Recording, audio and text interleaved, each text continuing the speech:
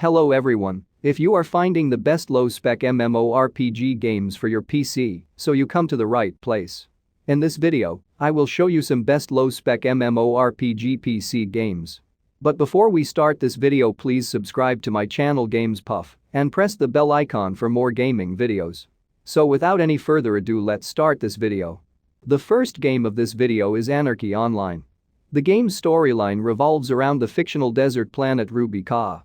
Players assume the role of a new colonist of Ruby Ka, with no specific objective to win Anarchy Online. The player advances to the next level of the game through the improvement of a character's skill over time. Next up we have Everquest.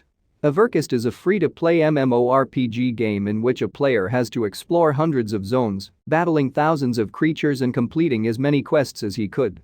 The various stages of the game can be achieved by tagging along with various online players. Next up we have Guild Wars 2. It is an action-packed game with a specific character for each player. It contains teaming up of players and going to wars with them.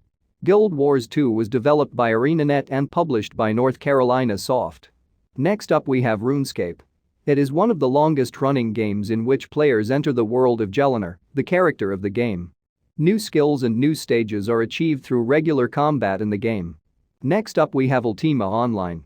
Ultima Online is a fantasy MMORPG set in a sprawling, persistent world, long considered a turning point in the development of the genre. Play as you like with an open-ended skill system, exploring the world, fighting other players, sailing the high seas, and developing your professions to sell sought-after goods. Next up we have World of Warcraft. World of Warcraft Shadowlands doesn't only straddle the line between life and death, it straddles the line between what was and what could be for Blizzard's 16-year-old MMO. While it bombards us with familiar characters like Thrall, Jaina Proudmoore, and a few surprise returns in its opening fanfare, it also proceeds to gleefully kick open the doors to new corners of the Warcraft universe and introduce the intimidating Jailer.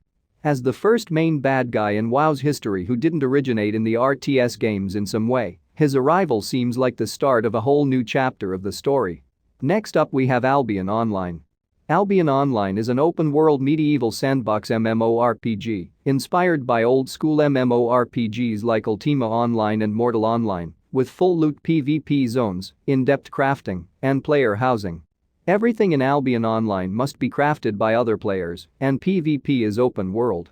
Graphically speaking, the game actually looks a lot like RuneScape, except with much more polished visuals. Those looking for a unique player-driven MMO should find a lot to like in Albion Online. Next up we have Lord of the Rings Online. Middle-earth is a much busier place since Lord of the Rings Online went free to play. Bree is packed with adventurers running between contacts and crowding around traders. Elves ride giant goats through the cobbled streets. A hobbit stands on a wall, playing the Legend of Zelda theme on a lute. To the east, the killing fields are full of adventurers blasting bats and boars back to the Second Age. There's a good reason for this renewed popularity. Free-to-play games are never completely free, but in Lotro there's a huge amount of content to enjoy before you're forced to lay down any cash. Next up we have Dungeons & Dragons Online. Dungeons & Dragons Online was for a long time one of those MMOs that I came back to time and again ever since its launch in 2006. It's now 2021, and it's been at least 5 years since my last visit to Eberron, so I figured it was once again time to revisit. What re-sparked my interest in the game was actually reading a presentation on the sale of Daybreak and Standing Stone games that stated that the monthly active player numbers for Dungeons & Dragons Online were nearly 50,000 players.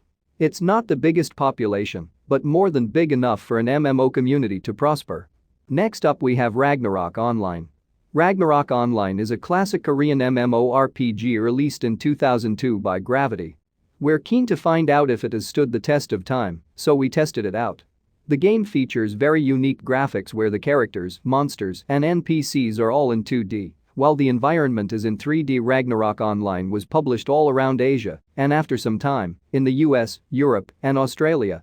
Ragnarok Online has some unique features not seen in other games, even 10 years after its launch. It uses the classic job advancement system popular in Asian MMORPGs, plus a novel skill tree system, which is even now one of the most robust skill trees in any MMORPG I've ever played. So that's the list of 10 best low-spec MMORPG PC games that you can play in 2021. If you enjoy this video, hit the like button and subscribe to my channel Games Puff and press the bell icon for more gaming updates.